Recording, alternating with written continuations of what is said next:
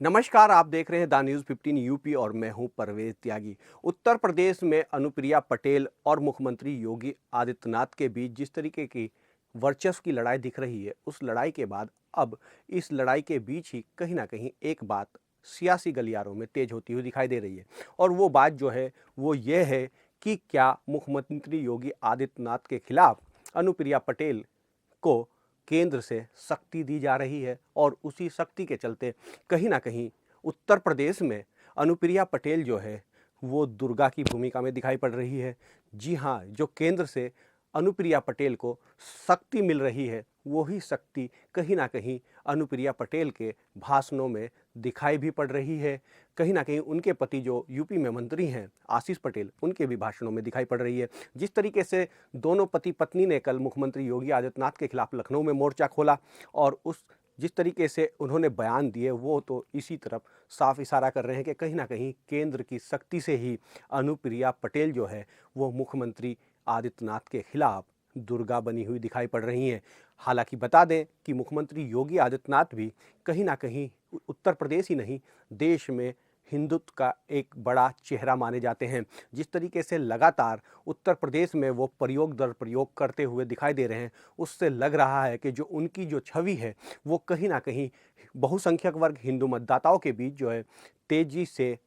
उन लोकप्रियता बढ़ रही है और उनकी जो छवि है वो कहीं ना कहीं आगे बढ़ती हुई दिखाई दे रही है। तो ऐसे में हम कह सकते हैं कि मुख्यमंत्री योगी आदित्यनाथ जो हैं आज के समय में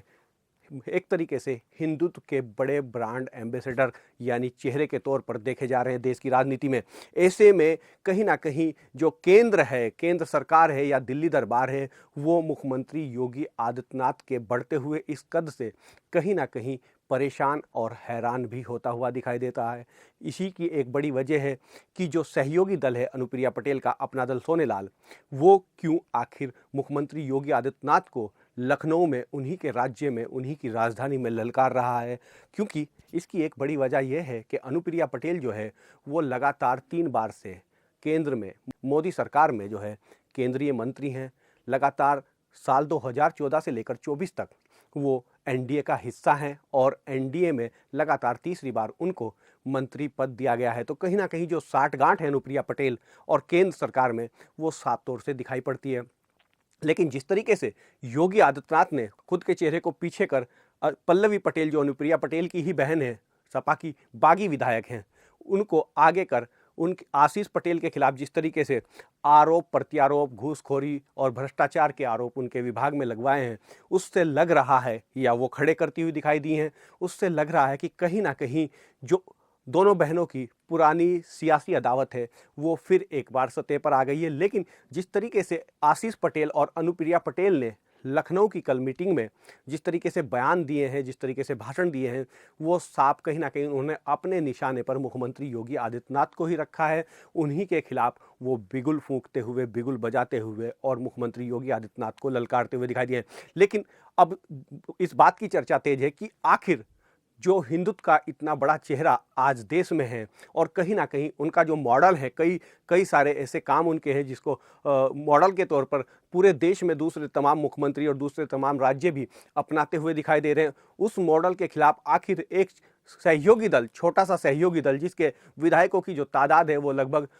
13 से 14 है, जिसके सांसदों की जो तादाद है वो महज 1 है, खुद अनुप्रिया पटेल ही सांसद हैं, आखिर वो इतने बड़े चेहरे को, इतने बड़े नेता को और इतनी बड़ी पार्टी के नेता को कैसे ललकार सकती है? तो इसको लेकर कहीं ना कहीं सवाल हैं। और ऐसे सवालों के बीच एक बड़ी बात जो छन छन कर सामने आ रही है वो ये है कि कहीं ना कहीं दिल्ली से दी गई ताकत, दिल्ली से दी गई शक्ति के बल पर ही अनुप्रिया पटेल जो है वो उत्तर प्रदेश में दुर्गा के अवतार में दिखाई दे रही है, दुर्गा के रूप में दिखाई दे रही है। कहीं ना कहीं जिस तरीके से मुख्यमंत्री योगी आदित्यनाथ को उन्होंने चेतावनी भरे लहजे में,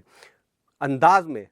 ललकारा है, वो ललकार उनकी इस बात की तरफ साफ इशारा कर रही है कि अब जो है अनुप्रिया पटेल योगी आदित्यनाथ से दो दो हाथ करने के लिए तैयार हैं। यानी कि वो पीछे हटने को तैयार नहीं है अपने पति आशीष पटेल वाले मामले में, क्योंकि आशीष पटेल भी लगातार जिस तरीके से ललकार, हुंकार भरते हुए दिखाई दिए हैं, वो भी साफ तौर से इशारा कर रहा है कि अब कहीं ना कहीं योगी आदित्यनाथ जो उत्तर प्रदेश के मुखिया हैं और अनुप्रिया पटेल की पार्टी, अनुप्रिया पटेल या आशीष पटेल दोनों ही पति पत्नी, वो कहीं ना कहीं उनके बीच में जो है वो नाराज़गी का जो ग्राफ था वो और तेज हो गया है और तेज बढ़ गया है। और इस ग्राफ को बढ़ाने में कहीं न कहीं केंद्र सरकार की सह या दिल्ली दरबार की सह कह सकते हैं कि वो अनुप्रिया पटेल को है। यही एक बड़ी वजह है कि अनुप्रिया पटेल इतने बड़े चेहरे और कहीं न कहीं सरकार के मुखिया के खिलाफ हुंकार भरती हुई दिखाई दे रही है। तो अब इस बात को लेकर भी राजनीति में ये चर्चाएं तेज हो गई, राजनीतिक गलियों में, राजनीतिक हलकों में इस बात की चर्चा तेज हो गई है कि कहीं न कहीं दिल्ली दरबार और लखनऊ का जो खेमा है उसमें भी तालमेल की कमी साफ तौर से दिखाई दे रही है। और दिल्ली दरबार नहीं चाहता है कि योगी आदित्यनाथ का जो चेहरा या योगी आदित्यनाथ की जो ताकत है वो अब और बढ़े। उसको रोकने के लिए कहीं ना कहीं अब दिल्ली दरबार ने अनुप्रिया पटेल को शायद आगे कर दिया है। जिस तरीके से एक तरफ पल्लवी पटेल हुंकार भर रही हैं अपनी बहन और जीजा के खिलाफ, तो दूसरी तरफ मुख्यमंत्री को सीधा निशाने पर अनुप्रिया पटेल और आशीष पटेल ने ले लिया है। यानी कि कहीं ना कहीं जो सह है, वो सह जो मिल रही है वो केंद्र की ही ताकत की बदौलत है। और उसी ताकत के दम पर अनुप्रिया पटेल ने हुंकार भरकर योगी आदित्यनाथ को ललकार दिया है। लेकिन ऐसे में यह देखना दिलचस्प होगा कि आखिर योगी आदित्यनाथ को दिल्ली दरबार मात दे पाता है या फिर योगी आदित्यनाथ दिल्ली दरबार के मोहरे अनुप्रिया पटेल और आशीष पटेल को मात देने में कामयाब होते हैं या नहीं होते हैं। कौन इस सियासी जंग में, कौन इस सियासी अखाड़े में किसको पटखनी देता है, किसको चित करता है, यही देखना दिलचस्प है। तो ऐसे में उत्तर प्रदेश में भारतीय जनता पार्टी की जो राजनीति है वो भी कहीं ना कहीं गरमाई हुई है। इंटरनल पॉलिटिक्स जो है बीजेपी की वो भी तेज है। और इस पर जो विपक्ष है, समूचा विपक्ष है, चाहे कांग्रेस हो या समाजवादी पार्टी हो, वो उसकी लगातार नज़र है। ऐसे में यही देखना दिलचस्प होगा कि योगी आदित्यनाथ के खिलाफ या योगी आदित्यनाथ को जिस तरीके से उत्तर प्रदेश में ही घेरने की कोशिशें हो रही है वो कितनी कामयाब होती हैं, या फिर योगी आदित्यनाथ खेमे की तरफ से जो कवायद है वो कवायद कितनी कामयाब होती हुई दिखाई देती है। किसका सियासी दांव परवान चढ़ता है या किसको सियासी शिकस्त मिलती है, यही देखना सबसे दिलचस्प होगा। लेकिन कुल मिलाकर जिस तरीके का माहौल अब लखनऊ से दिल्ली तक का बन गया है, उस माहौल में कहीं ना कहीं ठंड के मौसम में भी सियासी पारा जो है वो चढ़ गया है। और ये चढ़ा हुआ सियासी पारा किसको ठंड में फ़ायदा पहुंचाने का काम करता है या किसको नुकसान पहुंचाने का काम करता है, ये देखना दिलचस्प होगा। लेकिन कहीं ना कहीं बीजेपी की इस इंटरनल सियासत में, इंटरनल पॉलिटिक्स में कहीं ना कहीं जिस तरीके से चीज़ें छन छन कर बाहर आ रही हैं या जिस तरीके की हुंकार भरी जा रही है, वो हुंकार साफ तौर से बता रही है कि दिल्ली दरबार और लखनऊ दरबार के बीच सब कुछ ठीक नहीं है। कहीं ना कहीं दिल्ली दरबार के इशारे पर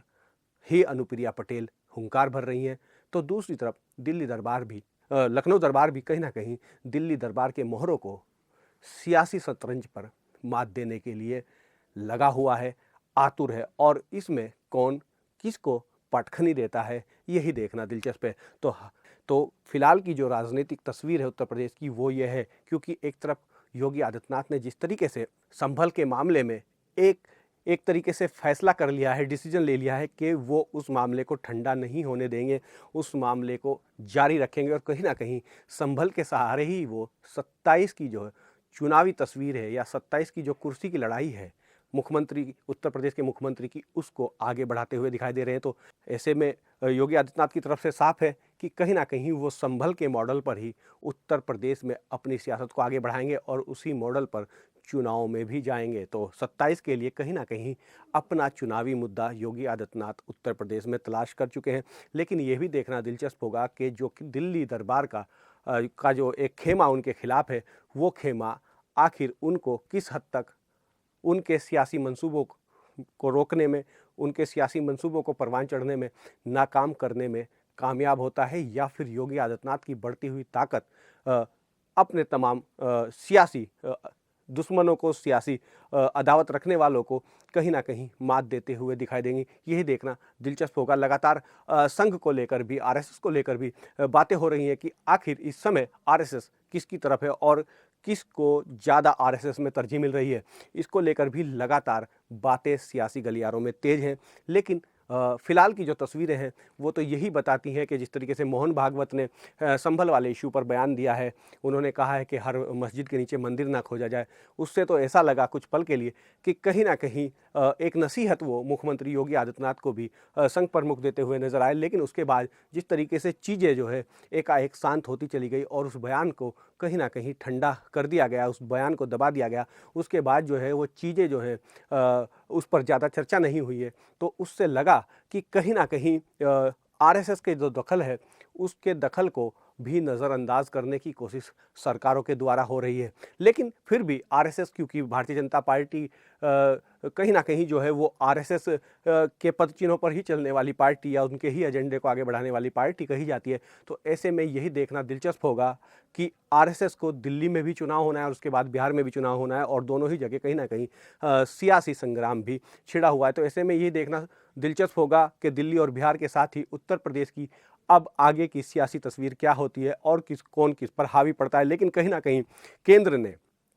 अनुप्रिया पटेल को शक्ति देकर उनको दुर्गा का रूप तो धारण करा दिया है। अब ये दुर्गा कितनी और शक्तिशाली उत्तर प्रदेश में दिखाई पड़ती है और मुख्यमंत्री योगी आदित्यनाथ को ललकारती हुई दिखाई पड़ती है, या फिर मुख्यमंत्री योगी आदित्यनाथ जो है आशीष पटेल को उनको मंत्रिमंडल से बर्खास्त करके या उनके खिलाफ कार्रवाई करके क्या बड़ा सियासी संदेश देते हैं, यही देखना अब दिलचस्प होगा। क्योंकि कहीं ना कहीं आशीष पटेल ने कल कह दिया था कि वो इस्तीफा तो नहीं देंगे, लेकिन अगर मुख्यमंत्री चाहे तो उनको बर्खास्त कर सकते हैं। तो ऐसे में गेंद जो है अब योगी आदित्यनाथ के पाले में पूरी तरह आशीष पटेल और अनुप्रिया पटेल ने डाल दिए। लेकिन उन्होंने ईंट का जवाब पत्थर से देने और थप्पड़ का जवाब थप्पड़ से देने की बात भी अपने बयान में कही, वहीं कान खोलकर सुन लेने की बात भी अनुप्रिया पटेल जो उनकी पत्नी आशीष पटेल की उन्होंने कही। यानी कि साफ इशारा था कि मुख्यमंत्री के स्तर से जो उनके पति के खिलाफ या उनकी पार्टी के खिलाफ जो साजिशें हो रही है उन साजिशों को बंद कर दिया जाए, वरना उन साजिशों का जो जवाब है वो उसी अंदाज में दिया जाएगा जिस अंदाज में वो जवाब चाहते हैं। तो ऐसे में आप लगातार द न्यूज़ 15 पर ऐसी तमाम खबरों को देखने के लिए बने रहिए। नमस्कार।